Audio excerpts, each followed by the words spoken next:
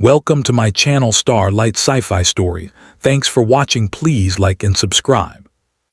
Consciousness returned to Elias Rowan slowly, like a system reboot running on damaged power lines.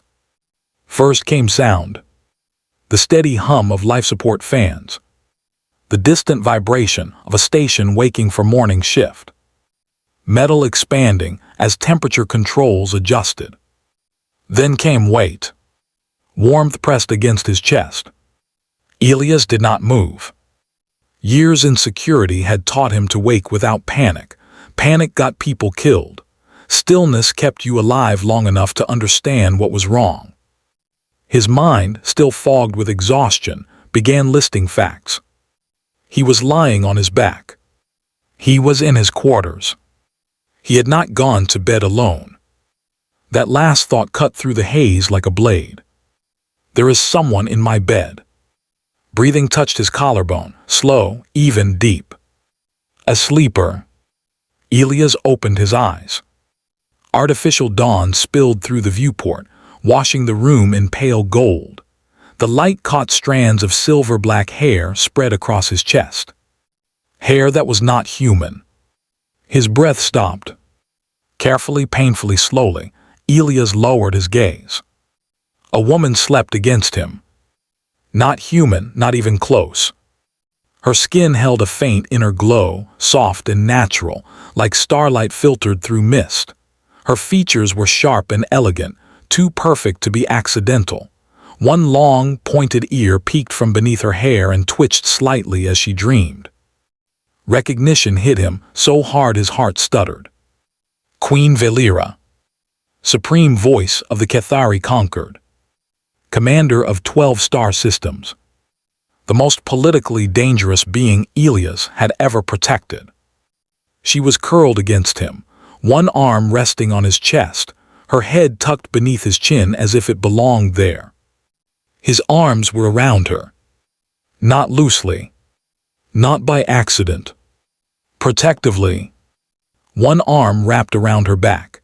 The other lay across her shoulder, his hand relaxed, fingers open, the posture of someone guarding something precious in their sleep. Elias froze. If he moved, she would wake. If she woke like this. His thoughts spiraled. The station had over 1,000 cameras. Her guards would already be searching. Diplomatic fallout could shatter alliances. She shifted slightly, pressing closer, her breath warm against his neck. Elias went completely still. The queen of an alien empire slept like someone who finally felt safe. That realization frightened him more than anything else. Memory returned in fragments. The negotiation chamber. 48 hours of crisis talks. The Cathari and the Draviks nearly tearing the coalition apart over border mining rights. Elias remembered standing behind Valera's throne seat, watching threat indicators, watching her posture change with every verbal strike. She had not rested, had not eaten properly, had not once stopped being the queen. Then remembered his quarters. Barely making it back. Not even removing his jacket. Collapsing onto the bunk like gravity had won. A knock at the door. Valera standing there, crown gone, robes wrinkled, eyes hollow with exhaustion. She had said something, asked something. Elias had barely processed the words before sleep took him. He swallowed carefully. So she had come in. Found him unconscious. Decided to stay. And sometime during the night, his body had wrapped around her without permission from his brain. His arm began to ache. Pins and needles crept through his fingers. Do not move, he told himself. The station chimed softly, shift change. Boots echoed in the corridor. Normal life continued while Elias Rowan held a sleeping queen and calculated the exact moment his career would end. Valera's breathing changed. Slower, then lighter. She was waking. Elias felt it instantly. The way tension returned to her muscles, the way her body stiffened just slightly. Then she went completely still. Neither of them moved. Silence stretched between them, heavy and fragile. The station hummed. Finally her voice came, soft and calm but awake. "You are conscious," Valera said. Not a question. "Yes," Elias replied. His voice sounded rough, like it had not been used in days. Another pause. "I could feel you trying not to breathe," she said quietly. "That obvious?" "To someone trained to sense danger," she said, "yes." She did not move away. That somehow made everything worse. "I did not intend for this to happen," Valera said. Elias swallowed. "Neither did I." Silence again. "I could not sleep in my quarters," she continued. "They watch me, even when I dream." Elias nodded once, though she could not see it. "Your rooms are heavily monitored." "Yes," a pause. "Even my rest becomes record." She shifted slightly, sitting up just enough to look at him. Her eyes were open now, bright, focused, intelligent. Not regal. Just tired. "You were asleep when I entered," she said. "Your mind had finally shut down. No defenses, no vigilance." He exhaled slowly. "That's rare." "I noticed." Her gaze dropped briefly to his arm, still around her. "You pulled me closer," she said, "around the third night cycle." Elias blinked. "I did." "Yes, very deliberately." A faint smile touched her lips. "Your body decided I was not a threat." His heart skipped. "I considered leaving," Valera said. "I woke briefly. I could have returned to my quarters and erased this moment." "But you didn't." "No." She studied him carefully. "You held me like I was allowed to be weak." Elias struggled for words. "I didn't know who you were," he said finally. "At least not then." "That may be why it worked." The light brightened as the station rotated. Reality crept back in. "My guards will find me," Valera said. "They are already searching." Elias nodded. "They won't like this." "They will survive." A sharp knock hit the door. Hard, urgent. "Your Majesty," a voice called. "Please confirm your location." Valera rose instantly. The Queen returned like armor sliding into place, spine straight, chin lifted, exhaustion hidden behind centuries of training. She smoothed her robes and looked back at Elias. "Thank you," she said simply. "For what?" "For reminding me what safety feels like." She opened the door. 3 armed guards stood frozen in shock. "I was never in danger," Valera said calmly. "I chose rest." Their eyes flicked to Elias, to the disturbed bunk. He stood barefoot, exhausted, trying to look professional. "I will resume duties after nourishment," the Queen continued. "This matter requires no further discussion." The guards bowed. Valera paused at the threshold. Without turning, she spoke softly. "Next time the universe collapses," she said, "I may require another terrible mattress." Then she was gone. The door closed. Elias sat down slowly. His quarters felt empty. His comm unit buzzed. A single encrypted message appeared, then vanished. "Same crisis, same place. Human arms acceptable." Elias leaned back against the wall, heart still racing. He had protected worlds before. But this was something else entirely. And he knew with absolute certainty that this was only the beginning. The station returned to routine within hours. That, more than anything, unsettled Elias Rowan. After what should have been a diplomatic explosion, life simply continued. Cargo moved, crews rotated, briefings resumed. The universe behaved as if a queen had not slept in a human's arms and changed the balance of power without anyone noticing. Elias finished filing incident reports he never submitted. There was no category for unexpected royal vulnerability. He returned to work like nothing had happened, but something had shifted. People noticed it in small ways. The way ambassadors leaned toward him instead of past him. The way security teams deferred without being told. The way the station commander asked for his opinion before making decisions.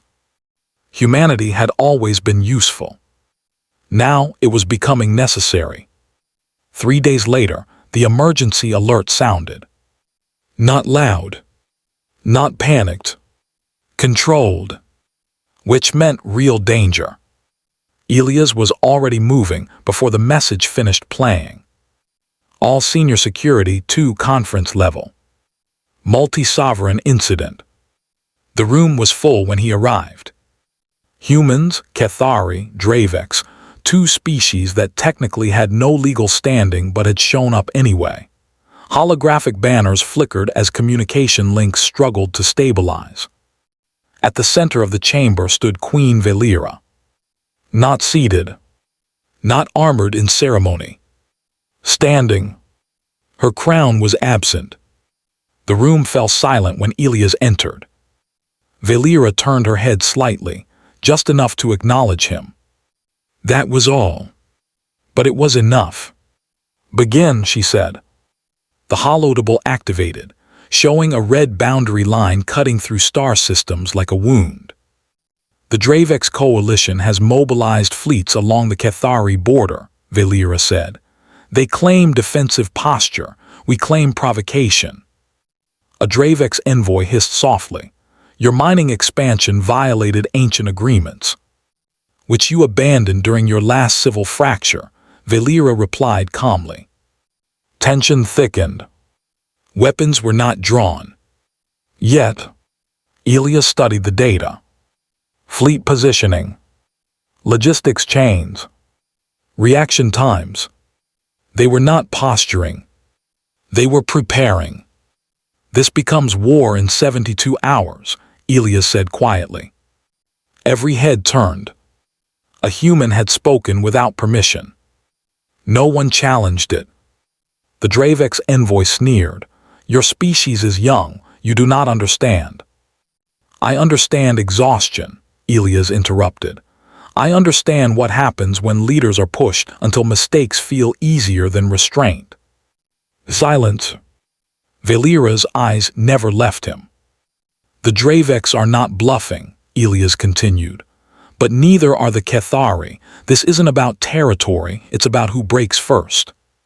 The Dravex envoy leaned forward. And what does humanity propose?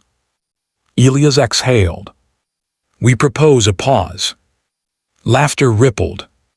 A pause, the envoy mocked, between empires.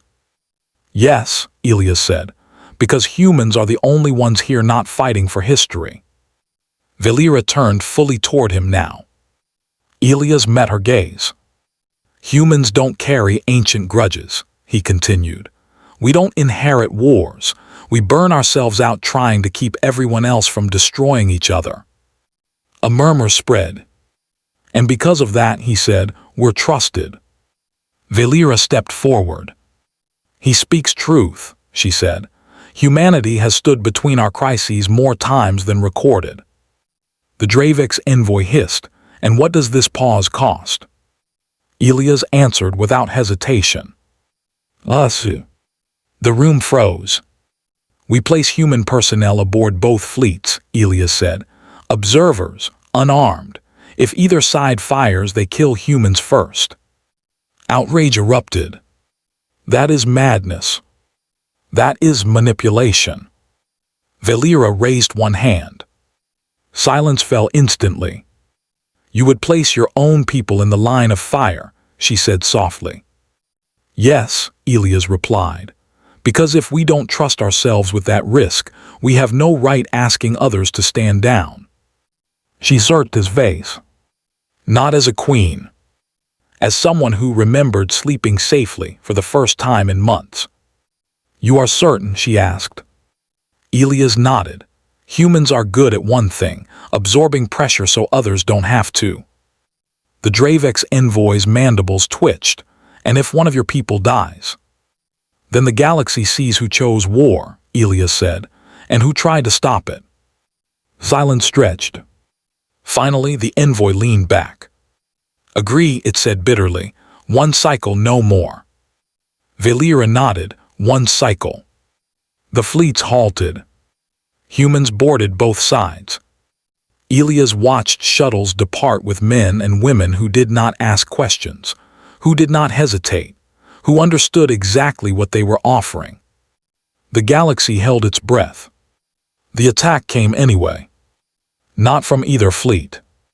From somewhere else entirely. A third force emerged from deep space, unknown, unaligned, automated warships designed to harvest conflict zones. They struck both sides without warning. Chaos erupted. Elias was already moving. Human observers activated emergency protocols, overriding systems, redirecting fire, forcing fleets to defend each other or die alone. Valera stood at the command platform, issuing orders with perfect clarity. But when a Kethari cruiser took a direct hit, she faltered, just for a heartbeat. Elias was there. Your people need you, he said quietly. She steadied. And then she did something no monarch had ever done. She opened a channel to all fleets. This is Queen Valera, she said. I relinquish command authority to joint human coordination. Shock rippled through every system. I trust humanity, she continued, because when we are weakest they do not rule us, they hold us together. Elias felt the weight slam onto his shoulders. He accepted it. Human tactical coordination surged across the battlefield. Improvised, adaptive, relentless. They did not outgun the enemy. They outthought it. They sacrificed ships to save crews. They redirected fire to protect civilians. They chose loss over annihilation. When the final hostile vessel detonated, silence followed. The war that never was ended in debris and survivors. Hours later, in the quiet aftermath, Valera found Elias alone in an observation corridor. You chose burden again, she said. So did you, he replied. She looked out at the stars. My people will remember this, she said. Not the battle, the choice. She turned to him. You gave us permission to stop performing strength, she said, to let humanity stand where pride once stood. Elias shrugged. We're good at standing in bad places. A pause. Stay, she said. Here. With us, with the conquered, as humanity's voice. Elias considered the galaxy, the wars waiting to happen, the pressure no one wanted. Then he remembered a terrible mattress. And quiet breathing. And what it meant to be trusted. I'll stay, he said. Valera smiled.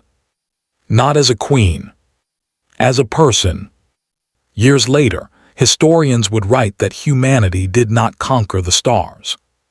They did something harder.